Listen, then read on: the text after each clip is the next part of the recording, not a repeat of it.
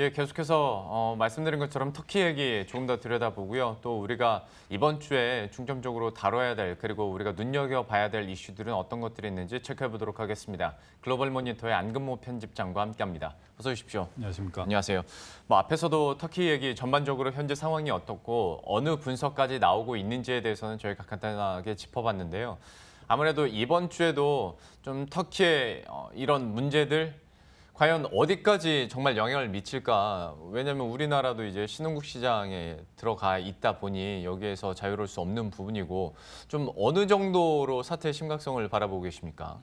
지금 그 터키는 이머징 마켓에서 뭐 나름대로 상당히 중요한 경제고, 그다음에 이제 지난주까지 보셨지만은 이 전개 양상이 굉장히 그 폭발적으로 일어나고 있습니다. 그런 측면에서 일단 이게 그 가장 큰 관심사는 이머징 마켓, 전 세계 경제로 이게 얼마나 이제 전염될 것이냐, 전염된다면은 어느 정도까지 될 것이냐 하는 것이 지금 이번 주에 가장 큰 관심사인데, 이것에 대해서 어떻게 이렇게 될 것이다 이렇게 그 예측하는 것은 불가능한 일이고요. 네. 그 말은 그 전염되지 않을 것이다라고 단언할 수 없는 상태다 이렇게 또 말씀드릴 수 있겠습니다. 그래서 전염될 수 있는 여지가 분명히 존재하고, 그 배경에는 심리적인 동기, 그다음에 심리적인 동기가 한쪽으로 그 쏠린다든가, 그 과정에서 어떤 그 예상하지 못했던 또 추가적인 어떤 그 충격파가 미친다든가, 이런 것들이 굉장히 그 극적으로 전개될 수 있기 때문에 예상하기는 어려운 상태고, 결국은 리스크 관리가 굉장히 중요한 시기가 됐다 이렇게 말씀드릴 수 있겠습니다. 또 그 리스크 관리를 하는 과정에서 이제 예를 들어서 위험 자산 비중을 낮춘다든가 이런 것들이 또 쏠리게 되면은 다시 이제 심리를 증폭시키고 하는 또 그런 위험도 남아 있습니다. 예, 그 영향력에 대해서 이제 더 구체적으로 한번 얘기를 해보죠. 아무래도 불안감이 우선은 유럽은행들의 부실 쪽으로 얘기를 많이 하거든요. 네. 이런 얘기가 나오다 보니까 당연히 유럽권에 있는 이제 통화들 역시 함께 폭락을 하는 모습이었고, 여기에 대해서는 좀 어떻게 보시는지, 유로존 내에서도 실질적인 위험 부담이 있을 것으로 보십니까? 일단 그 좀 복기를 해보면은 지난 금요일에 이제 터키 리라화가 본격적으로 이제 또 그 낙폭을 확대하고, 그 전에 이제 미국의 어떤 그 협상 사절단이 갔다 왔는데 빈손으로 돌아오고, 그래서 터키 리라화 낙폭이 커지고 있는 와중에 이런 보도가 있었습니다. ECB가 그 유럽 은행들의 터키 익스포저에 대해서 상당히 우려하고 있고, 그래서 이제 그 상태를 이제 점검했다 하면서 몇몇 은행들 이름까지 거명돼서 나왔는데, 이 보도가 나오면서 리라화 낙폭이 더 커지고 유로화가 이제 같이 따라서 떨어지는 이런 양상을 보였습니다. 지금 터키 은행들의 은행들이 갖고 있는 총 자산 중에 약 40%에 해당하는 달러 부채가 있습니다. 그러니까 달러 부채에 대한 의존도가 굉장히 높은 것이죠.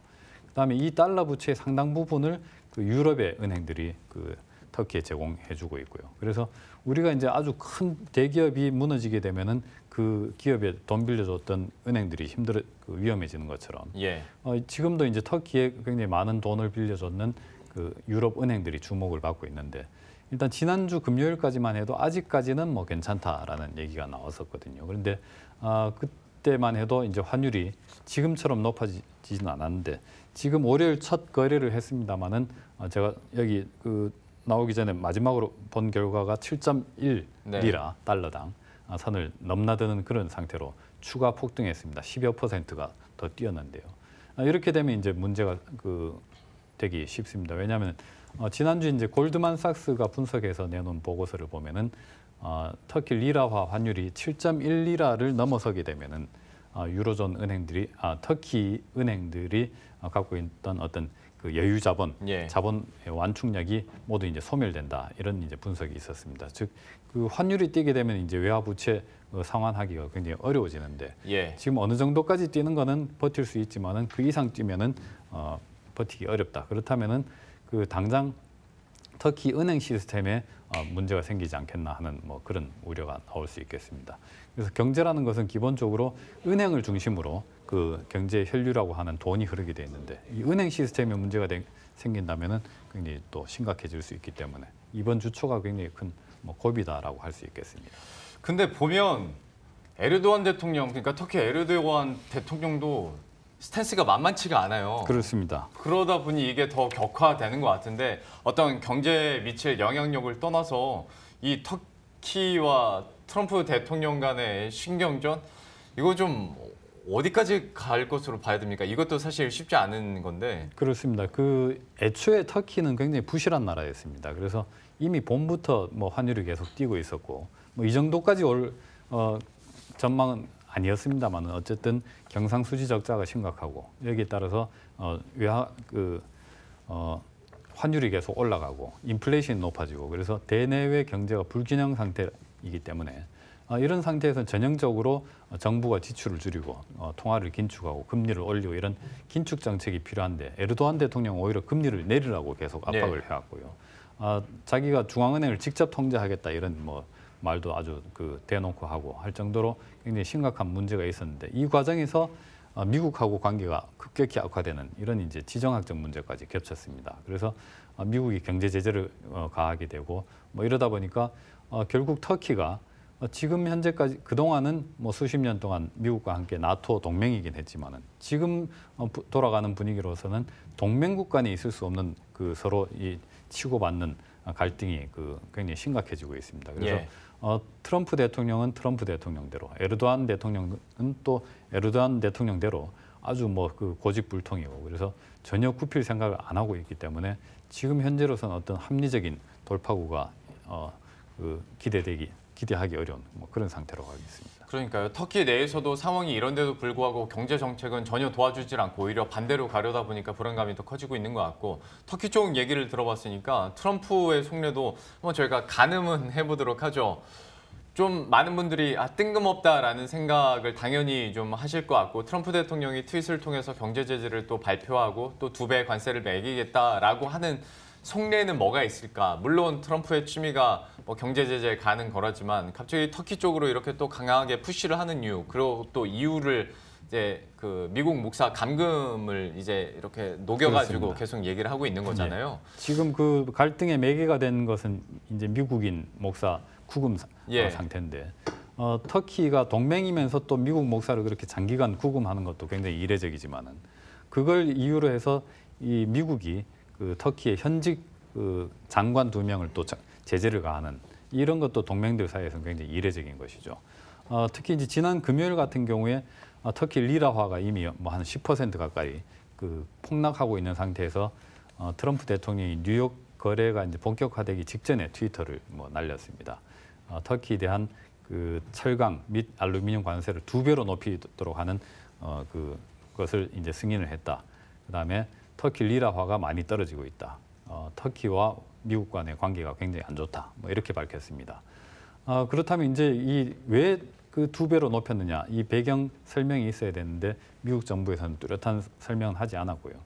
단지 안보의 차원에서 내린 결정이다라고만 했는데 결국 철강 알루미늄 관세가 애초에 무차별적으로 안보 목적으로 명분으로 이제 전 세계적으로 가해졌는데 왜 하필이면 터키만 2배로 높였느냐 이런 설명은 없었습니다. 다만 트럼프 대통령이 밝혔듯이 2가지 터키와 관계가 좋지 않다라고 하는 어떤 그런 이제 특정한 이유 때문에 관세를 무기로 사용했다는 점. 그다음에 터키 리라화가 하필이면 폭락하고 있는 데서 등을 떠미는 식으로 조치를 취했다 하는 것은 달러를 무기로 하는 미국 트럼프 대통령의 정책이 이번에 아주 극명하게 드러난 사례다 할 수 있겠습니다. 근데 정책 얘기가 나왔으니 지금 잠깐 생각나는 것만 해도 미국이 현재 미중이랑 무역 전쟁 벌이고 있죠. 네. 유럽연합과는 물론 협상 중이지만 여기도 끝맺음 된 건 아니고 그리고 나프타와 관련해서는 캐나다산 자동차 관세 부과할 수 있다 협박을 했고 멕시코랑은 뭔가 잘 안 되고 있고 일본과는 성과 없이 협상 중이고 또 어디가 있죠? 러시아 제재 있었고 너무 남용하는 거 아닌가? 지금 제가 그냥 생각나서 말하는 것만 지금 몇 개가 되는데 전 세계 상대로 너무 열심히 싸우고 있는 거 아닌가라는 생각도 들고요. 그래서 뭐 기존에는 미국이 어떤 이제 러시아라든가 뭐 시리아 아니면 뭐 터키 이제 미국인 목사 구금이라든가 이런 이제 지정학적 문제에 있어서는 외교라든가 굉장히 이제 뭐 심각한 상태에서는 뭐 항공모함을 뭐 몰고 가서 위력 시위를 한다든가 이런 군사적 옵션을 했는데 지금은 아주 경제 제재 그다음에 달러라고 하는 경제적 옵션을 아주 적극적으로 쓰고 있습니다. 이거는 첫째 돈이 잘 안 당장 들지 않고 효과가 즉각적입니다. 네. 그다음에 워낙 위력적이기 때문에 이걸 이제 굉장히 어떻게 보면 남용을 하고 있는데 이런 전례가 없는 이제 정책 행위들이기 때문에 미국 내 언론에서도 좀 이제 우려의 목소리가 나오고 있고요. 결국 이제 칼로 흥한 자는 칼로 망한다고 했는데 네. 미국이 지금 갖고 있는 가장 무기가 달러 패권입니다. 이 달러 패권을 이용해서 자기의 어떤 외교적, 안보적 목표까지 관철시키려고 한다 하는 것은 굉장히 나중에 중장기적으로 부메랑이 될 수 있다 이렇게 볼 수 있겠는데 그런 측면에서 주목할 만한 이제 또 반응이 터키에서 계속 나오고 있습니다. 아시다시피 에르도안 대통령이 이번 이제 경제난을 하나의 그야말로 경제적인 현상으로 말하지 않고 물론 자기들 잘못이 크지만은 이거는 이제 적들의 공격에 의한 것이다, 공작이다 이렇게 계속 몰아가고 있고요. 지난 주말 사이에 이제 뉴욕 타임스에 에르도안 대통령이 직접 기고문을 실었습니다. 예. 그래서 결론적으로 미국이 이런 식으로 계속 하게 되면은 그동안 터키는 수십 년간 미국의 동맹이었지만은 앞으로는 다른 동맹과 친구를 찾겠다 이렇게 밝혔고요. 지난 금요일에 터키 대통령과 러시아 푸틴 대통령 간의 전화 통화가 있었고 예. 두 정상 통화에서 상당히 그동안의 관계 개선에 만족했고 앞으로 미래 시리아 문제까지 협의를 했다 이런 발표가 있었고요. 러시아에서는 지금 주말 사이에 또 미국 국채 보유를 그동안 수개월 동안 굉장히 많이 줄였는데 앞으로 더 줄이겠다. 네. 이런 발표가 있었고 심지어 유럽의 최대 동맹이라고 할 수 있는 독일조차 계속해서 미국의 이란 제재에 대해서 반발을 하고 있습니다.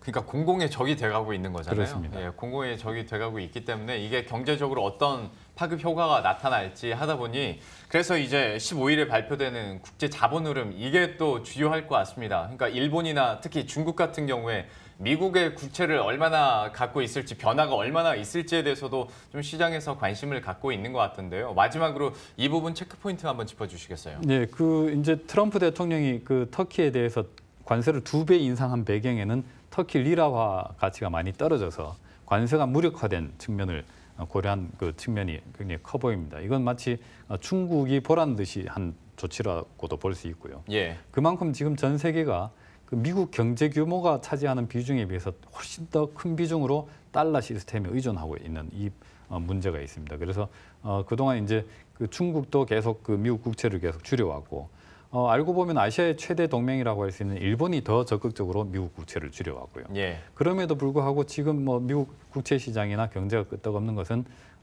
아주 천문학적인 규모의 재정 부양책을 하고 있기 때문에 여기서 나온 단기적인 이 부스트 예. 덕분에 이제 버티고 있는데 이 효과가 이제 점점 사라져 나갈 때는 트럼프 대통령한테도 상당히 큰 후폭풍이 될 수 있고 그 흐름을 이제 우리가 보는 과정에서 말씀하신 대로 재무부의 국제 자본 흐름 통계를 보면은 6월치가 이제 이번에 나올 예정인데 이게 국제 시장에서 미국 자산을 어떻게 이제 컨트롤하고 있는지 예. 이걸 또 볼 수가 있겠습니다. 예, 미국의 국채를 가지고 그렇다고 갑자기 중국이 급격하게 팔거나 내다 던지진 않을 거다라는 분석도 나오긴 합니다만은 국제 자본 흐름이 진짜 어떻게 대응을 하고 있고 미국에 대해서 어떻게 대응을 하고 있는지도 한번 이 지표를 통해서 한번 살펴보도록 하겠습니다.